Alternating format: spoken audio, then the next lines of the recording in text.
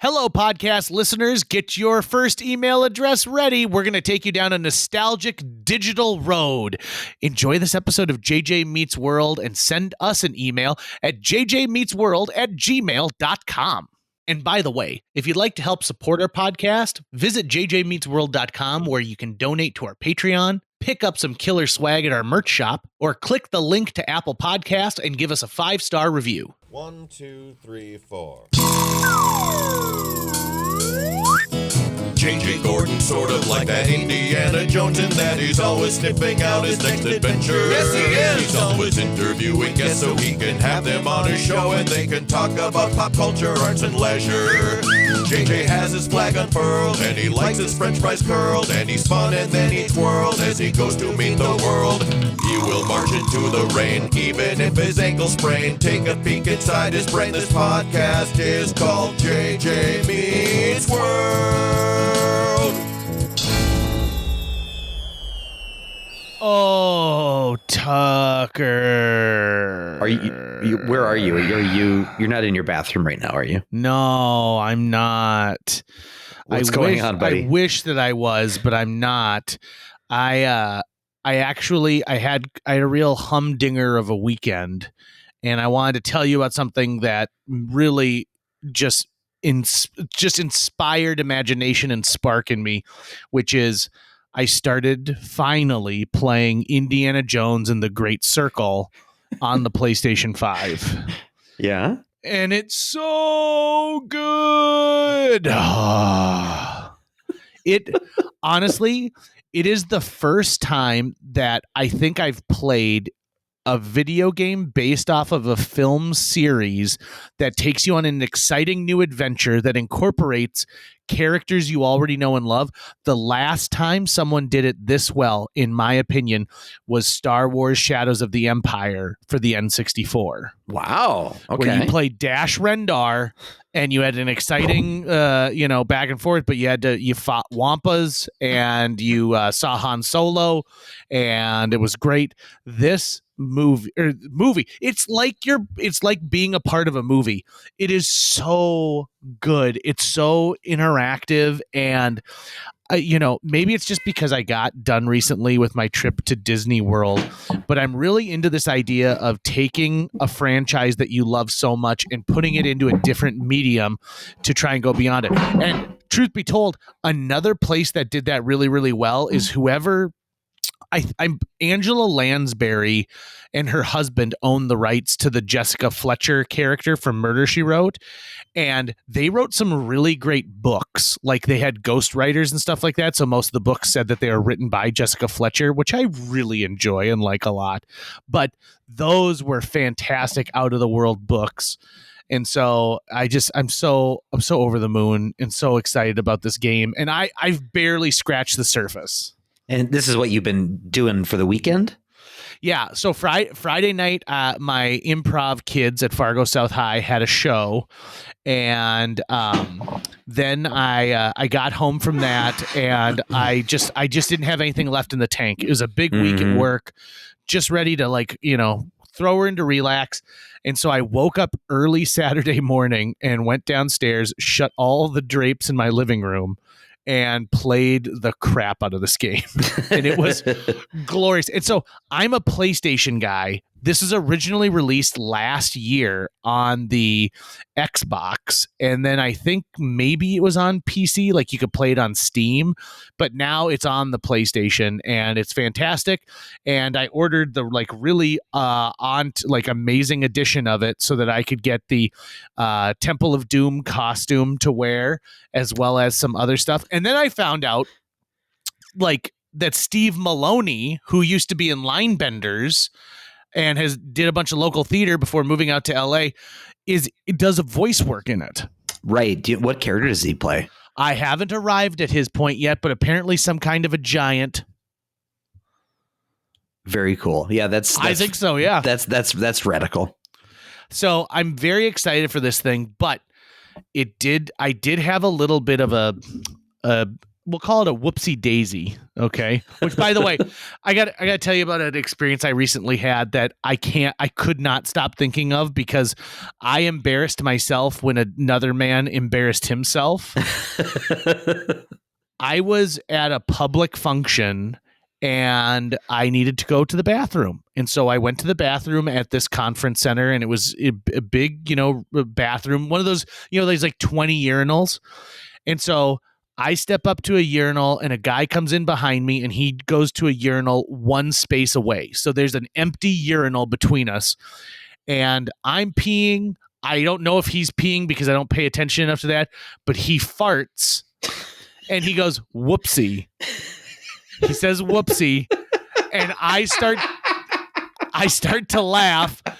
And for the female listeners, well, I'm sure they experience it too, but like when you laugh while you're peeing, it causes some erratic things to happen. And so the guy doesn't laugh. I assume he feels just mortified, but his gut reaction, like hearing a fart and then saying whoopsie and not excuse me, whoopsie. And so I lose it and I finish and I'm washing my hands and I'm trying so hard not to laugh. And I get out of the bathroom and I double over. I'm laughing so hard in this situation. And it makes me think of all the times I've walked out of a public restroom laughing and how unsettling that must be to other people who are just around. Yeah, like what happened in there? Right. It'd be like, what took place that has caused this man to laugh like a hyena in this case? So that's something that happened, and that was a real thing.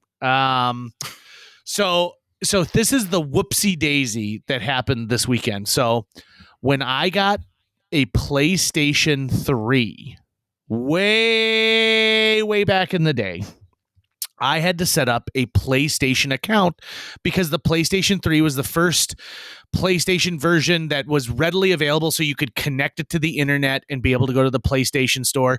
The PS2 had kind of a smaller version of it, but really for the most part that was meant, you put a game in there and you played it, and they did have some multiplayer options, but nothing compared to the leap when they launched the PS3. Yeah, like the PS2 there was an external modem for it you could buy separately if you wanted to, but it still was very, very rudimentary. Like I think there was only one game released on the PS2 that even took advantage of that, and that was Final Fantasy 11. Right. And so, so the PS3 would be like the first one where it's just built in. It's just ready to go with internet connectivity. So I get this PS3, and the thing you have to do for your PlayStation account is you have to set up an account that goes to an email address. The email address that I used in 2004 is no longer the email address that I use today. Now, I don't know how I got past this because I've maintained a PlayStation account. By the way, if you want to find my handle, it's JJ Loves Cake. If you want to find me on the PlayStation Network and game with me sometime. Fellow kids. Even that name, boy, do I wish I could go back and change it. Right? And I believe it's all JJ _loves_cake_.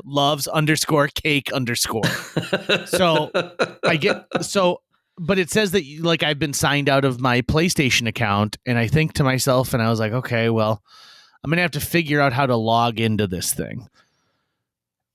Hours go by.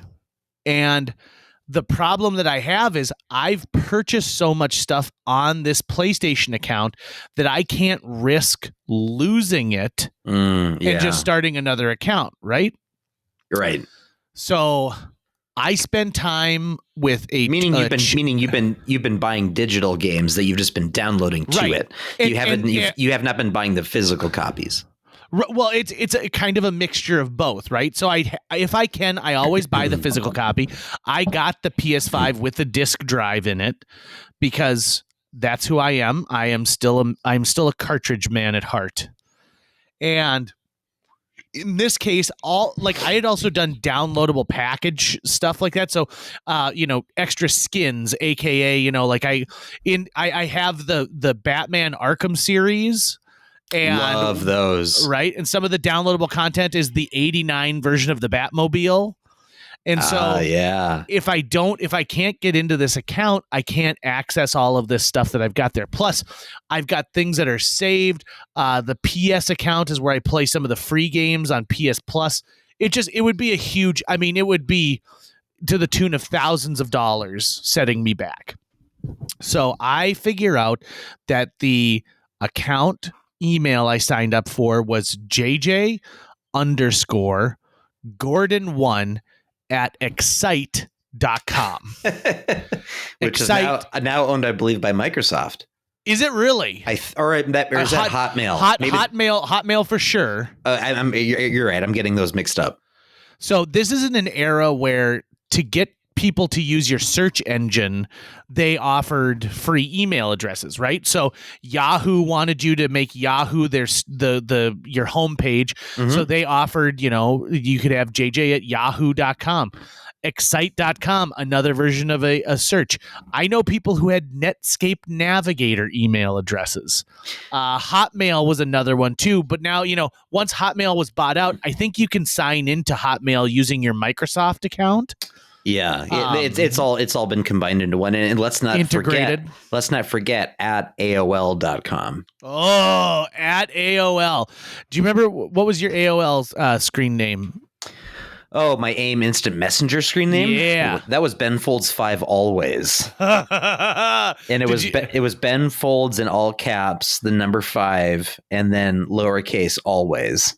Did you ever have an email address that matched that? No, never had one for that. Oh, that seems like a missed opportunity for you.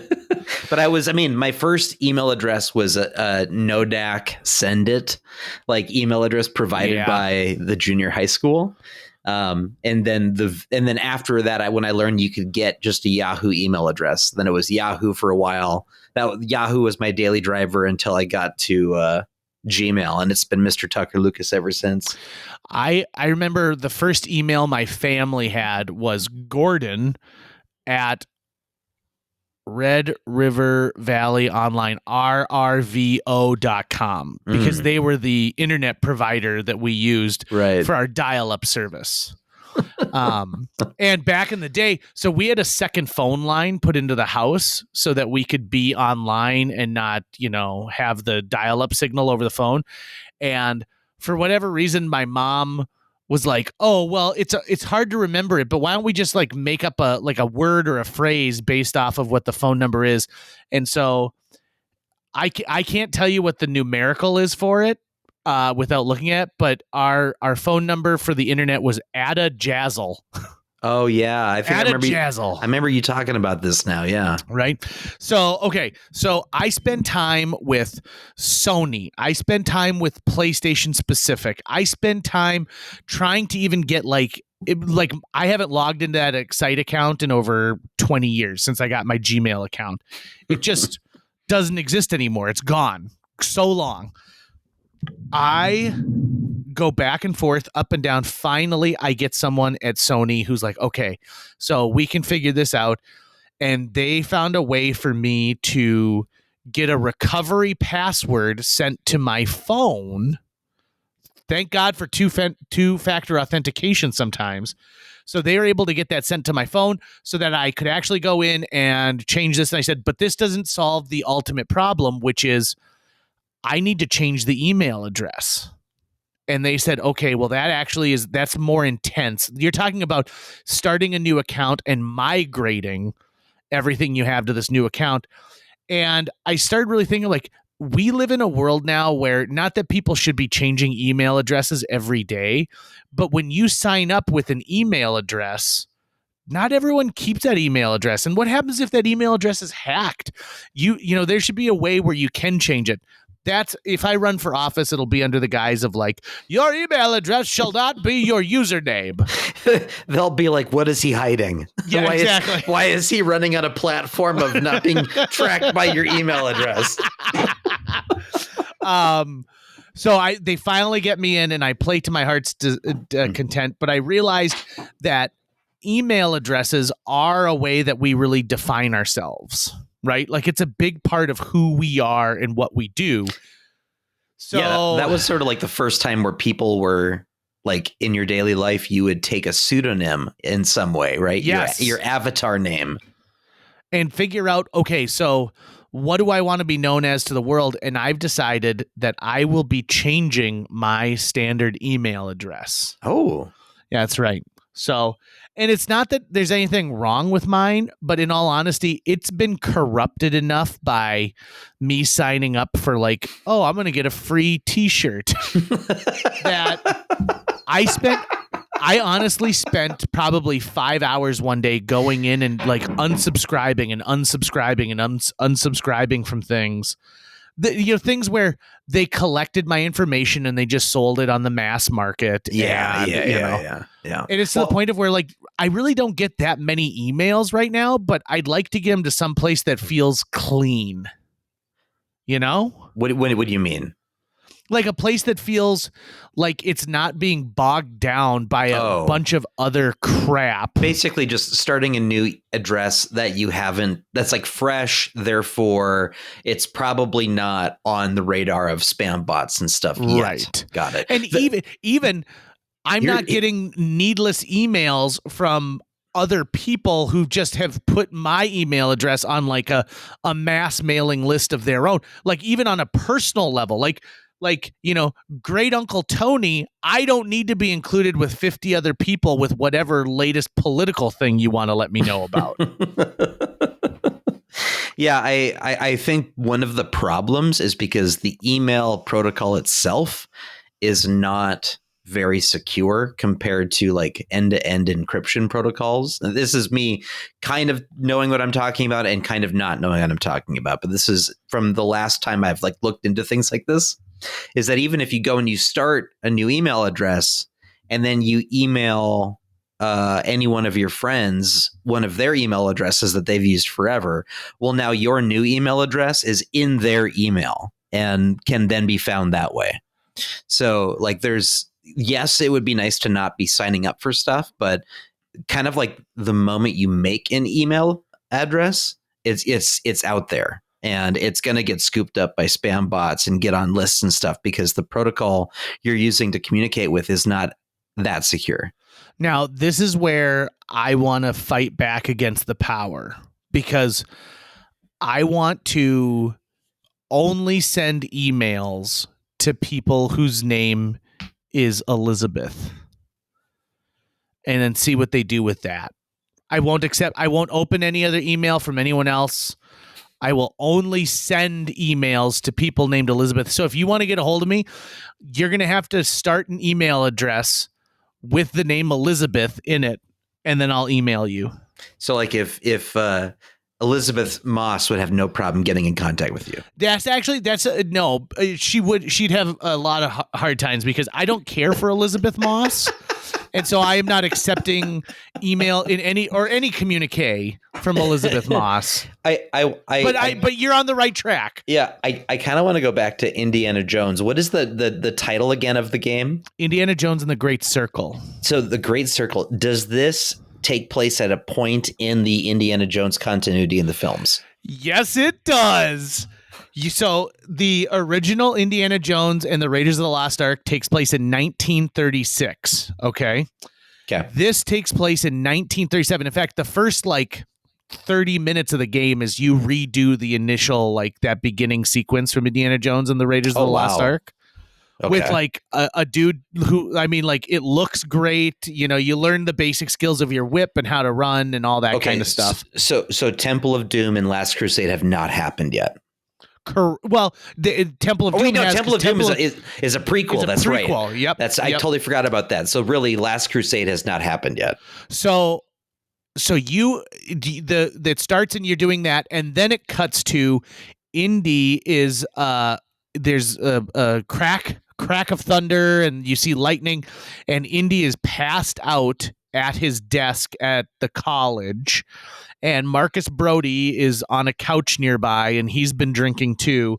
And you find out that Indy has recently returned from an archaeological dig in Egypt. And someone has broken into the college and has destroyed one of the exhibits that they have in the archaeological department and stolen a relic that he just had brought back. It was a mummified cat. And as Indy's packing, you hear Karen Allen's Marion Ravenwood like dialogue being like, "Indy, don't leave me here, Indy." And then Marcus says like he's like, you left, and when you got here, she wasn't here anymore. So at this point, you've discovered, like, it's, in all honesty, it's filling in some continuity for you of why he's not with Marion by the time you get to Last Crusade. Got it. It's great. So, and then they're also talking about like Mussolini, and because at one point you have to go to the Vatican City. It's so smart. It's so good. And so, yeah, so this does take place in the actual Indiana Jones universe, and it references other things that Indy does. So I love it. So good. And so you feel like you've just scratched the surface. Is it something where you think you just really have not gotten that far along into the game, or is it something where you've progressed on the main storyline, but there's so many things you could also be doing besides from that? I've probably been in played 15% of this game. Oh, wow. Tops. Damn. And I mean, I gave it all day yesterday, but like, I'm doing everything, right? Like, so when you're walking around the college, you can read all the posters that are on the wall, and there's all these little inside, things that you don't have to pay attention to. Like you could progress along the story. I honestly, a day and a half and you could beat the whole game, but you wouldn't experience all the side quests and the little things like that. I also chose to play it on the hard mode. Oh, wow. Immediately. Because there's like an easy, a normal, hard, and an adventurer mode. An adventurer mode is the toughest one of all of them. But like, for the most part in this, like, you're not walking around like shooting people with a gun. Like I just got done beating up a bunch of people, like a bunch of what do they call it? Fascists. I just got done beating up a bunch of fascists in the Vatican. It's great. It's so good. I can't get enough of it. Truly. Okay. So it's a lot of fun, and thank God I was able to like get this figured out and get it done when it boils down to it, because I was really worried I wasn't going to be able to get back any of that stuff from my account. Like, I was terrified. Oh God, yeah, that would be pretty scary. I still have my PS3. It has a copy of the X-Men arcade game on it, because there was a brief window of time where you could buy that for the PlayStation 3, but only as a digital download. And I don't think you can get it anymore. So I'm like, okay, well, hey, this PS3 has a specific version of this game that you really can't get anywhere else. And I've got only a couple games that play on it, but I'm a PlayStation guy too, because PlayStation, especially with the PlayStation 2, well, going from the Sega Genesis to PlayStation 1 felt like getting in a spaceship and taking off at light speed. Going from PlayStation 1 to PlayStation 2 was the feeling of, oh, this system is becoming integrated into my daily life for other things now, because it was also a DVD player and everything else you could do with it. And so like PS3 like was taking a step closer towards being like a full on complete computer. I haven't played anything beyond PS3. I haven't played PS4 or 5, but I do want to get a 5. My only problem with it is I hate the design. I think it is the ugliest looking console. Like, blah, I don't like it, but that's what they decided to go with. Good for them. And I would want to also get one like you've got, where it's got the physical drive built into it. And good news, I never look at mine. The only time I ever, like, every now and then it beeps a little bit because and I don't know if it's asking me to feed it or something like that, but like it'll beep and I'll be like, shut up, PS5. So I think I'm good to go for the most part with it. And, and like, I agree, but like I just keep it so buried deep down that it doesn't matter anymore. That's true. I could just find a way to integrate it in it just so I don't have to look at it at all. Yeah. All you got to do is make sure that it's got plenty of room to breathe, because you don't want it to be like, you know, it gives off a fair amount of heat, and it needs to be able to dump that heat into the world. And it's backwards compatible with PS4, right? Yeah. And and I believe some PS3 as well. Okay. Which is really so nice. It's so nice. And like, it's the only DVD player that I have hooked up in any of my rooms at this point. So if I still want to watch something on DVD or Blu-ray or a 4K, I've got that opportunity, which is just great. I mean, I'm so lucky to be able to have something like this. And I also have been interacting with like some kiddos recently, and I'm telling them about like these great games from my childhood that I feel like they really would enjoy as well. And how lucky are we to be able to like when you and I were younger, there were maybe some Nintendo games that we hadn't played, but like kids today have 40 years of home video games to go back and like dig into an experience. Well, and even, you know, the games that we played were probably the big ones that were really popular. But overall, those old consoles released like hundreds of games that just never caught on. But now you can download them all in like 2 seconds and have access to them too, like just within one little system. I'd love to do one of those home arcade projects at some point in the future. I've seen a lot of them online, and I would not want to buy like a pre-made one. I think I'd want to build one myself, but that would be a lot of fun just because that was magic. That was novel. You had to go to a place to play some kinds of video games, and you had to spend a lot of money to do it too. And you know, not that this doesn't still happen, because it does, but it was an era where every movie that came out that had any kind of appeal to kids had a video game version. That was most of the time just slapped. Like they're like, hey, what's something you already have in development? Okay, this is a game about Hercules. Not anymore. This is the Ghostbusters game. You know, and they just like, we'll just do something with it and be like, there you go. Enjoy it, kids. Did you ever have a Game Gear? I did not have a Game Gear. And did you have any Sega stuff? I had a Sega Genesis. Okay. I mean, that's why Streets of Rage, I think, is one of the greatest beat 'em up games of all time. It's so good. And in fact, like, I saw some people who are cosplaying as the characters from Streets of Rage recently, and I thought that was amazing. Of course, I played plenty of Sonic. Echo the Dolphin. Who doesn't love that game? I'm actually surprised that game hasn't had a modern remake pushed out for it. I never understood that game whatsoever. I rented it once and I was like, okay, I had no idea what I'm doing. Toe Jam and Earl, another Sega piece. Again, there's another one where like I'm surprised there's not a Toe Jam and Earl Netflix show. One time on the Sega subreddit, someone started a collaborative post where it was, if there was a Super Smash style game but Sega only characters, who would be in the lineup? And then people would like vote, people would vote and they'd get nominated. Like whoever nominated them would like get credited for it. And for like 4 days in a row, I kept nominating Echo the Dolphin, and then finally Echo the Dolphin tied with someone else. But I remember the final lineup being pretty badass.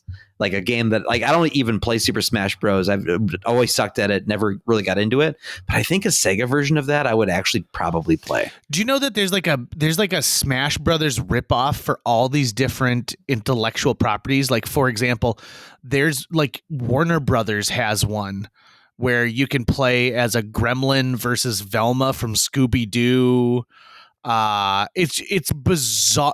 I think Dexter from Dexter's Lab is in it, as well as like some of the Adventure Time King. Is it all fan made stuff, or no? This is a legit thing that they put out. So legit that I got like trading cards for it when I had when I got like a kids meal at Wendy's. When was this?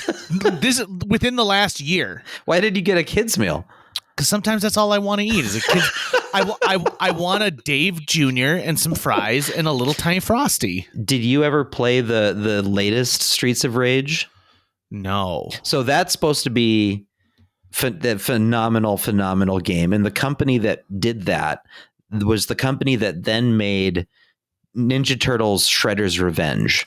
The same company. The same company made that one, which is the best Turtles beat 'em up of all time, for sure. Oh, I like that. And have you ever played it? Oh, it's so good. I was a day one adopter. So they're coming out now with a Marvel Comics one. Really? And I cannot wait. I forget the name of the game, but opening day characters, Captain America, Wolverine, Spider-Man, Venom, Captain Marvel, Storm. Oh shoot, there's another one I'm not thinking of. And I'm obviously they're going to be adding more characters as time goes by. Yeah. But it just looks incredible. I would play if they just kept slowly adding characters to that game for like the next 10 years, I would play just that. I think to me there's here's another example. The Teenage Mutant Ninja Turtles arcade game. Oh yeah. Is a game that totally understood its core audience at the time. It involved stuff that we knew, but it was a new-ish storyline for us. And then whoever got that licensing, whoever did Turtles in Time, great job with that. Whoever did the original, I'm sure there was an arcade version of it, but that the Turtles arcade game that wasn't the very first one, like where you're in a burning apartment building to start with. Yeah, so this one's on a street. That was the first one, which got ported to other smaller systems. But basically, it's actually a weird numbering system. I remember reading up on this at one point because when I got my Switch like a year and a half ago, like the first things I bought were all the Switch releases of like classic video games that I grew up playing. So I bought the full Ninja Turtles library, and like there's the arcade cabinet version of Turtles in Time, and then there's the Super Nintendo version of Turtles in Time, and they are different. They are. And I prefer the Super Nintendo one. And that one is insanely hard to find. Right. I think I had to buy it was like the Turtles Complete Collection. Yep. And you could choose if you're going to play the arcade version or if you were going to play the other one. I was all about those kinds of side-scrolling beat-em-up games when I was a kid. Maximum Carnage was one of the best. Streets of Rage 2 is probably the best. But the Ninja Turtles in Time 4... unbelievable. Sega Genesis had the Hyperstone Heist, which was also really good, slightly different color palette, because the Genesis couldn't do the same range of colors as the Nintendo or Super Nintendo could, which is why they never made how you could play Game Boy games on a Super Nintendo. Yeah. They never did that for Game Gear games onto a Sega Genesis because the Game Gear could actually handle more colors than the Sega Genesis could. Oh, so it couldn't be backwards compatible in the same way. Hey, this is a very hard left, but I just want to include it in this episode. I met two musicians on Friday, and I was like, I'd like to purchase your story and adapt it into a film. There's a duo that was brought to town. They're from New York. I believe that's where they're based out of. But one plays classical guitar and the other one plays a cello, and they go by Boyd Meets Girl, B-O-Y-D, Boyd Meets Girl. And it's a guy named Rupert Boyd and a woman named Laura Metcalf who played like in some groups together, like they're just musicians, and then they fell in love, and now they tour together as not only doing their own music, but then they also get into things like playing with the Fargo Moorhead Symphony Orchestra. And Christopher Zimmerman, previous guest on the show. And if you haven't listened to Christopher Zimmerman's episode, it is phenomenal. Do you remember that story he tells about like working in that chateau in France? And I actually know that's it. We've had so many episodes now. I need to go back and re-listen just to catch up on it. It's one of my favorite episodes. I love that. Christopher Zimmerman is the guest conductor for their Masterwork series, and he's got this just dreamy British accent. He's just so great to listen to. But so he brought him into KFGO so that I could meet them, and part of my thing was like, tell me about what your story is. And so they explained about how, they're musicians and they, fell in love and now they play songs about love. They brought me 2 CDs. And so I was like, it's a good thing that I have a PlayStation 5 so I can go home and pop these in there and listen to them. But like they do a cover of Daydreaming by Radiohead that is pretty legit, pretty good. What do you think life is like for them on the road when they're fighting? I think they put it into their music. Really? I mean, think of the scene in the movie where they're having a fight and it shows the concert that they're in that night where they're kind of playing at each other, not with each other. And like how passionate, like, the idea would be that like music is the through line to their relationship. And sometimes it's sad and sometimes it's happy. And sometimes there's only a single, like, it's only the guitar. I mean, I think that like that story just to sit there, like, could be great. And it reminds me of, what's the name of that movie that came out? Oh, come on. The Irish Guy? Yes. What's that movie? It's not the name of it, right? Not The Irish Guy. It's not The Irish Guy. Glenn Hansard? Is that no. Am I getting the name correct? Hold on. Okay. I'm going to played Google at the Fargo Theater. Movie about 2 musicians falling in love. Once. The movie Once. Yeah. Yes. An Irish romantic musical drama film written directed by John Carney. And it stars Glenn Hansard and Marketa Irlagova, right? Struggling musicians in Dublin. Previously performed music at the Swell Season, composed and performed the film's original songs. The song Falling Slowly, that was the big song from that movie. If you ever watched the show Last Man on Earth with Will Forte, that song is featured heavily in it. And it's like throughout the entire like series of that show. And it's delightful. Just wonderful. But like, it's almost like where Once ends is kind of where you could pick up and start with these 2 people, but like what it's like to really be. I think like their story is a great story and you could do so much with it. And music, of course, lends itself. I've really been into the score for movies lately and really appreciating that on a deeper level. Like I started, a Goofy movie, which I think is one of my favorite animated films of all time, is 30 years old this year. And they just released a documentary on Disney Plus about what it took to make that movie, because this is in an era where they've made Lion King, they've made Aladdin, and Beauty and the Beast.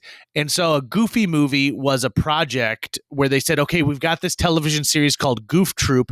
Let's use a smaller budget, a legacy character, and, essentially just make like a TV movie that we can release to theaters. And how everyone who is involved in that pushed back and said it can be so much more than what you're asking it to be. And it was one of the first Disney movies that they used a digital background. So essentially they'd create a background and then they would put movie cells over the top of it, have a camera above it, and take a picture. And like, Tucker, you'll cringe when I say this, but they were like 2 months from releasing this movie and they're watching and someone goes, "Oh my God, what's that?" And there was a little tiny black dot that sustained one of the pixels had gone out in this colored monitor. And so they essentially had to reshoot the entire film. And, they went back and they're like, God, did the thing that we shot 6 months ago, is it out on that? They went frame by frame of the entire movie looking for that little black dot. But because they had to reshoot it, they were able to change some things. And so it was sort of this weird blessing in disguise. Anyway, I love the movie, A Goofy Movie. I think it's got great music in it, but the score is also amazing by a guy named Carter Burwell, who goes on to do like the remake of True Grit, amongst other things. It is so good. And there's like, I mean, I'm like in the last episode, I was talking about, I'm going through some stuff. And so I'm very emotionally high pitched when it comes to watching something. But there's a scene where Max and Goofy, if you've never seen a Goofy movie, the premise is Goofy is a father to Max. You don't know what happened to the mom, but she's not a part of the picture. And Goofy is called by Max's principal saying that Max is a delinquent. So Goofy decides to save his son. He'll take him on a cross-country road trip to go fishing. But Max doesn't want to do that. He doesn't want anything to do with his dad. He's embarrassed by him, and he just wants to watch a concert with this girl he just asked out. And so they go on this road trip, and there is nothing about these two guys that works out. They are just completely opposite ends of the spectrum. And they get into this big, huge fight, and finally, their car goes over the side of this cliff, and they're floating down a river, on this car, and they're trying to help each other up because they're in rapids. And Max says something to the tune of like, "Dad, this is my life." And Goofy looks at him and he goes, "I know. I just want to be part of it." And I lost it. I had to pause the movie. I was like sobbing so loud watching it. And I was like, he just wants to be a part of his son's life. That's all he wants. He just wants to be a part of it. And I thought, God, is that not one of the truest things ever? So meanwhile, someone was talking about how like they were working through their relationship with their dad, and this was like a part of it. So then I'm listening to another podcast, and it's about Indiana Jones and The Last Crusade, and about how big of a deal it was, like watching it, and like how it was Chris Gethard. You know who that is? I feel like I do. I recognize the name. He's kind of like a nerdy dude, and he's a comedian. He's pretty funny. And he does a thing. I think I sent you this thing from the Chris Gethard show where one of the members of his staff was auditioning for Colonel Sanders, and like his monologue was like, "Oh, Mary Beth, one kiss for every of the 11 herbs and spices." And then it's a great sketch. If you've never seen it, I highly recommend it. But so he's the one talking on it, and he talked about this moment with his dad where he said, my dad was not a cruel man. My dad was not mean to me. He never discouraged me, but we were not similar people. And he talked about the fact that he and his dad, like he was getting ready to move, and he's in his mid-30s. And his dad came to help him and said, "Hey, listen, why don't we load the truck together? Because you've always been really good at helping me load the truck." So they're loading the truck and they're talking. And he tells his dad that this is probably the most comfortable conversation that they've ever had together, the two of them. And his dad stopped what he was doing and he goes, Do you really think that that's true? And he said, "Well, yeah, we've never had anything that's similar. We're just, two different people." And I had to pause the podcast because it just hit me like a ton of bricks with like, this thing that he's, realizing. And it kind of, so long story short, I think what I'm getting into here is like my midlife crisis that I'm going through and trying to figure things out with. Part of it includes me having to realize that I am not the only person who's ever felt the feelings I'm feeling, and that I need to just talk to other people, right? And if they don't have anything to add, they don't have to add anything. But some people might be able to like be like, "Yeah, and let me tell you this." Not that I'm going to look to Disney animated features for what I need to find. And I don't have any issues with my dad. It just happens to be all these like people talking about this, cathartic moment that they're able to feel with a father figure in their lives. Well, I'd say like Disney movies in general on some level they're almost always coming of age tales. They're almost always on some level, the hero's journey includes growing up a bit. And so they're always the child parent relationships throughout are incredibly important. And so it's like a very potent ancient form of storytelling, which is probably just why it works so well, because even if the characters don't look like you can still compare it to a parental relationship you've had at some point. And a Goofy movie is one of the examples of how even when you're dealing with cartoon characters and say a cartoon character named Goofy, you can still have the tone of the cartoon and you can take it seriously at the same time. And when you do that, you get something that's really, really powerful. Like, they could have just made a silly, zany movie and that would have just done fine enough, right? But they made something deeper than that, which means people are going to keep watching it for years to come. Maybe that's kind of what you're connecting to, is some storytelling that was just as relevant now as it was 10, 15 years ago. Oh, I think that is incredibly true, right? I mean, a really great storyteller will easily be able to will make you identify with a character, whether you are a cartoon dog in real life or not. Right? So I'm very, very excited to see where this journey takes me and what I'm able to consume and what I'm not able to consume. Like, I hope that I don't get to the point of where, like, I have a Reuben sandwich and I'm like, oh God, this Reuben sandwich, this Reuben sandwich defines me as a person, man. But we'll see. But you'd be surprised though, man, when we go through times like these where the ground doesn't feel quite as even as it normally does, sometimes a gust of wind or a song that you've heard a million times before but played at this very moment at this particular volume, anything can kind of trigger a cascade of emotional reflection. And embrace it, right? Don't fight it. Just let it happen. And your life will be the richer for it. Yeah. I love that advice, and I'm going to roll with it for sure going forward. And I'm not looking for, this is going to sound weird, but I'm not looking for solutions. Mm-hmm. I'm looking for exploration, I think, because the solutions I've given myself previously in my life are easy, right? Be like, oh, well, you'll just go do this, try a different job, go and do something else with your life, move to a different city. And I'm wondering if maybe it's not like that treats a symptom, not the cause. Right. That's like novelty seeking. Yes. Dopamine release. I mean, that's not to say that I won't try and grow sideburns and a mustache, or just don't get an ear piercing or a tattoo.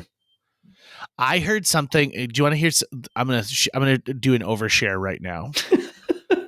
I was involved in a conversation with two women who are mothers now, talking about how they both had belly button piercings before they got pregnant, and how afterwards the stretch, if your whole for your piercing stayed open, it is now elongated. And so how they were talking about objects that they were able to pass through the stretched out hole. And I was sitting there being supportive and being like, yeah. And in my mind, I was just thinking like, that is I don't want to yuck on anyone's yum. If you want to get a belly button piercing, go for it. But this should be the thing that you should know when you're 18 years old, that if you keep that Playboy bunny piercing in there, this may be something you deal with at one point in your life.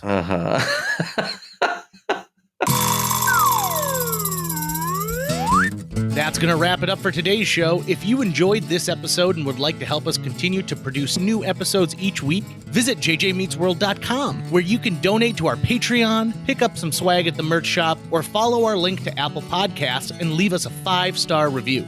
You can also follow us on social media. We're on Facebook, Instagram, Twitter, YouTube, all the sites the cool kids are using these days. JJ Meets World is produced every week by Tucker Lucas. You can find out more about Tucker's work by visiting moonbasemaria.com. If you want to get in touch with your host with the most, check out linebenders.com, where you can find direct contact info for JJ or booking information. My new email address will be 1 2 3 4 5 6 ham sandwich fargo@gmail.com.